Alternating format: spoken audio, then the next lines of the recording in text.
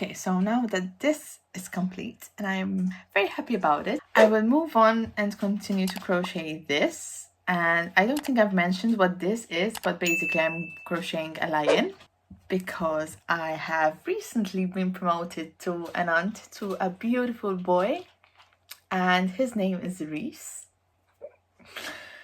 And I'm doing a jungle themed gift for him. We have already created, I crocheted a blanket which is going to be elephant themed, and we have the toy which is going to be a lion. I'm thinking of doing a zebra. I forgot what it is, but it's like a small blanket that they can hold, and a giraffe rattle. That's the plan. So the blanket is complete, but I haven't created the elephant to go on the blanket. But I've decided to move on to the lion because I'm very excited to create this. And yeah,